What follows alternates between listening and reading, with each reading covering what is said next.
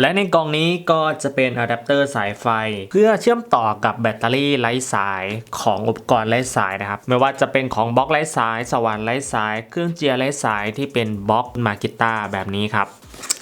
มาดูหน้าตาของอุปกรณ์กันครับซึ่งสายไฟของอะแดปเตอร์ตัวนี้เป็นสายไฟ12 AWG นำกระแสได้ดีมากครับก็จะมากับ User Menu การต่อใช้งาน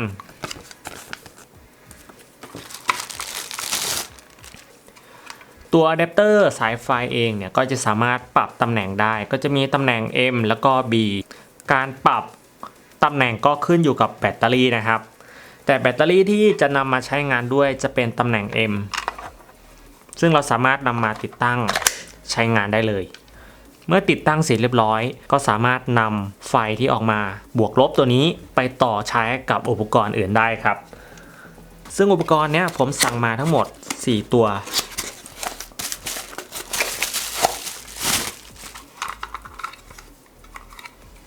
วัสดุก็ถือว่าทำมาได้ดีนะครับใช้วัสดุเป็น ABS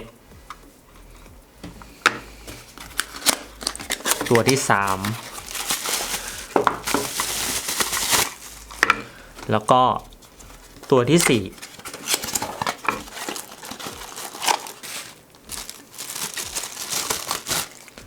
4 167 บาทต่อชิ้นถือว่าเป็นอะแดปเตอร์แปลงราคาไม่แพงนะครับที่ผมใช้ทั้งหมด4ตัวเพราะว่าผมจะนำมาทำการประกอบเป็นชุดรวมแบตเตอรี่โดยใช้ตัวอะแดปเตอร์แปลงสายไฟที่ผมซื้อมาทำการติดตั้งเข้าไปแบบนี้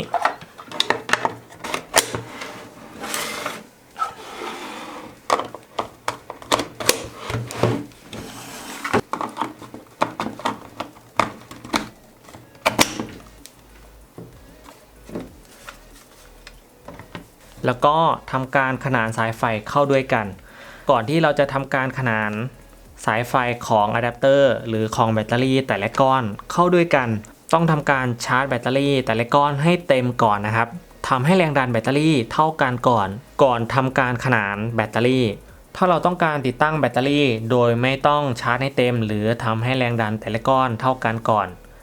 การที่จะทำแบบนั้นได้ต้องใช้ไดโอดครับ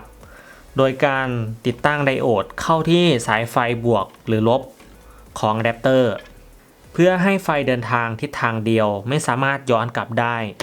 ถ้าทำแบบนั้นเราก็สามารถนำแบตเตอรี่ที่แรงดันไม่เท่ากันมาทำการติดตั้งเข้าด้วยกันได้หรือติดตั้งรูปแบบขนานได้แต่แน่นอนว่าเราต้องซื้ออุปกรณ์เพิ่มและซื้อไดโอดที่สามารถรองรับกระแสที่มากกว่า20หรือ30แอมป์เพื่อนำมาติดตั้งกับอุปกรณ์เหล่านี้ก่อนอื่นเลยเนี่ยผมจะทำในรูปแบบที่ง่ายที่สุดนั่นก็คือไม่ใช้อุปกรณ์อะไรมากนะครับจะใช้เพียงแค่ตัวอะแดปเตอร์แปลงสายไฟตัวนี้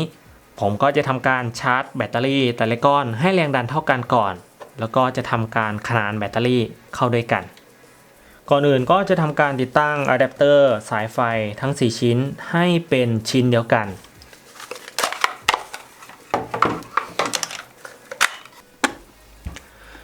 ก็จะเป็นอุปกรณ์เพิ่มเติมนะครับที่จะนำมารวมติดตั้งเข้ากับชุดแบตเตอรี่รวมอุปกรณ์ชิ้นแรกก็จะเป็นกล่องขนาด70คูณ120คูณ50มิลเป็นกล่องรุ่น WB 305G ตัวนี้ก็มีจำหน่ายตามร้านขายอุปกรณ์ไฟฟ้าทั่วไปครับราคาที่ซื้อมาอยู่ที่20บาทก็ไม่แพงและก็อุปกรณ์เพิ่มเติมก็จะเป็นตัวโมดูล USB ไว้สำหรับจ่ายไฟให้กับอุปกรณ์5โวลต์หรือชาร์จสมาร์ทโฟนแล้วก็วงจร DC to DC ลดแรงดันจาก24โวลต์ DC ให้เหลือ12โวลต์5แอมป์หรือ60วัตต์ตัวนี้ก็จะเป็นอุปกรณ์เพิ่มเติมถ้าใครอยากได้ข้อมูลเพิ่มเติมเกี่ยวกับอุปกรณ์ที่ผมนำมาในการประกอบชุดแบตเตอรี่ชุดนี้ผมก็ได้ทำการแปะลิงก์ไว้ใต้คลิปวิดีโอก็สามารถเข้าไปดูข้อมูลเพิ่มเติมได้ขั้นตอนแรกก็จะทำการติดตั้งอะแดปเตอร์สายไฟ18โวลต์ให้ติดกันแบบนี้ครับ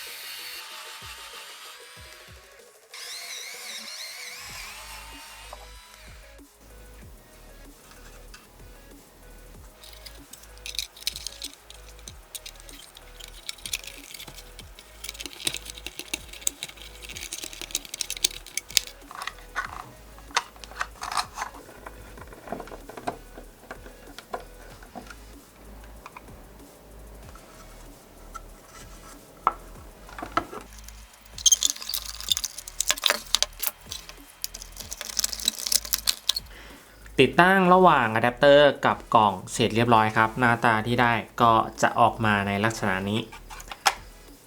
อุปกรณ์เพิ่มเติมจะมี2ชิ้นครับก็จะมีตัวคอนเนคเตอร์ XT60 แล้วก็ปลั๊ก DC ตัวนี้ก็จะเป็นพอร์ตไฟ Output ทั้ง2ครับ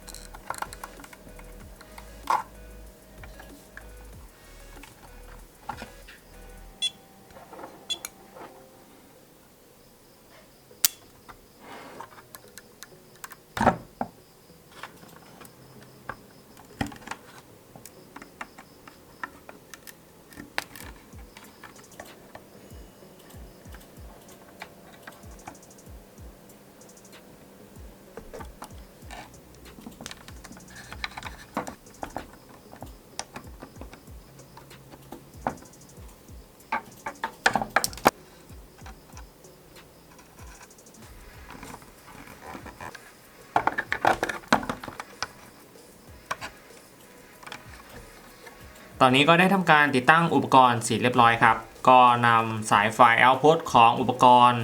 อะแดปเตอร์สายไฟ 18 โวลต์มาทำการขนานและเชื่อมต่อลงไปที่โมดูล USB จากนั้นก็เชื่อมต่อไปที่คอนเนคเตอร์ Output XT60 และก็วงจร DC to DC ลดแรงดันจาก 24 โวลต์มาเป็นแรงดัน 12 โวลต์ 5 แอมป์และก็จ่ายออกมาที่ปลั๊ก DC ตัวนี้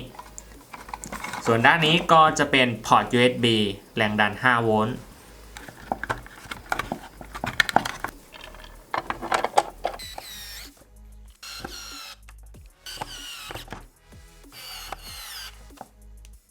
ตัวนี้เป็นแบตเตอรี่ที่ชาร์จยังไม่เต็มเวลาเชื่อมต่อชาร์จก็จะขึ้นสถานะชาร์จเป็นไฟสีแดงถ้าชาร์จเต็มก็จะเป็นสีเขียวครับซึ่งแบตเตอรี่ที่จะนำมาทำการเชื่อมต่อแบบขนานต้องชาร์จให้เต็มก่อนก้อนที่1แบตเตอรี่เต็มครับก้อนที่2แบตเตอรี่เต็มแล้วก็ก้อนที่3แบตเตอรี่เต็มก้อนที่4ก้อนที่4ก็แบตเตอรี่เต็มครับเมื่อเราทำการชาร์จแบตเตอรี่ให้เต็มทั้ง4ก้อนเราก็จะสามารถนำมาทำการติดตั้งแบบขนานได้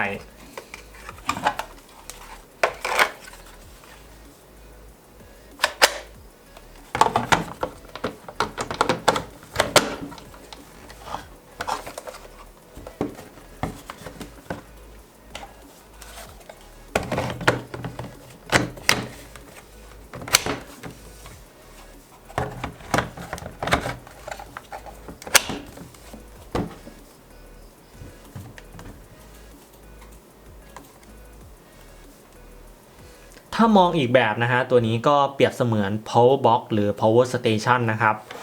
เราสามารถนำไปใช้งานในรูปแบบอื่นได้นอกจากจ่ายพลังงานให้กับอุปกรณ์ไร้สายหรือเครื่องเจียร์ไร้สายสว่านไร้สายและนี่ก็จะเป็นสายไฟ DC นะครับเพื่อทำการเชื่อมต่อจากชุดรวมแบตเตอรี่ 18 โวลต์มาจ่ายให้กับอุปกรณ์ไร้สายซึ่งจะเชื่อมต่อเข้ากับตัวอะแดปเตอร์แปลงตัวนี้จากนั้นเราก็นำอุปกรณ์ไร้สายนะครับมาทำการติดตั้ง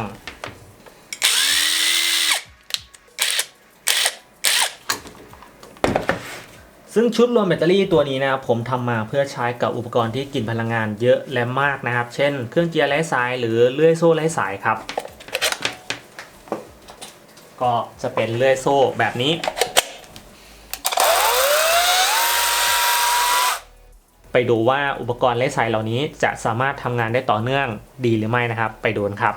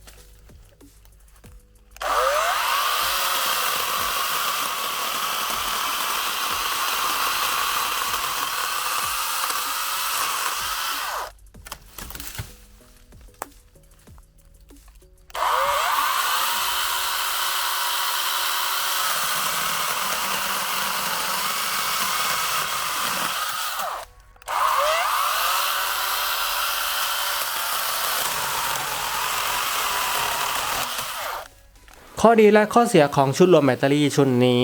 ข้อดีเราสามารถใช้พลังงานได้ต่อเนื่องยาวนานมากขึ้นและตัวแบตเตอรี่สามารถรองรับกระแสได้สูงขึ้นหรือความสามารถในการจ่ายกระแสได้สูงขึ้นนั่นเองเนื่องจากแบตเตอรี่ได้ทำการขนานกันเลยทำให้ความจุและความสามารถในการจ่ายกระแสหรือกำลังวัตต์เพิ่มมากขึ้นข้อเสียนะครับถ้าเรานำชุดรวมแบตเตอรี่ชุดนี้ไปใช้กับอุปกรณ์ไร้สายก็จะทำให้การใช้อุปกรณ์ไร้สายไม่สะดวกนะครับเพราะว่าจากที่ไม่มีสายไฟก็จะมีสายไฟและนี่ก็จะเป็นข้อดีและข้อเสียของชุดรวมแบตเตอรี่ครับถ้าเราทำให้ชุดรวมแบตเตอรี่ชุดนี้ให้เป็นกระเป๋าภายหลังหรือชุดแบตเตอรี่ภายหลังก็จะทำให้เวลาใช้งานเราสามารถเคลื่อนที่เคลื่อนย้ายได้ง่ายขึ้นนั่นเองครับ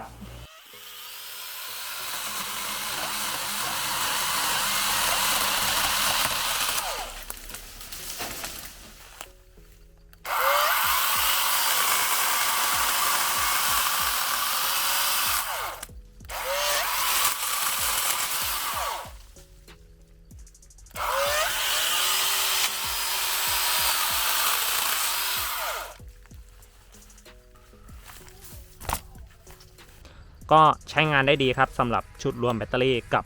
เลื่อยโซ่ไร้สายขนาด8นิ้วซึ่งสามารถใช้พร้อมกันได้ทั้ง4พอร์ต USB แล้วก็เป็นสมาร์ทโฟนก็สามารถทำการเชื่อมต่อชาร์จได้เช่นกัน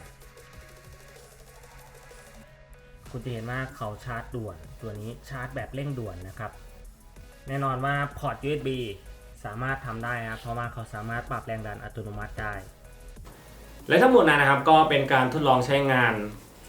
ชุดรวมแบตเตอรี่18โวลต์ตัวนี้ครับก็นำไปใช้กับอุปกรณ์ไร้สาย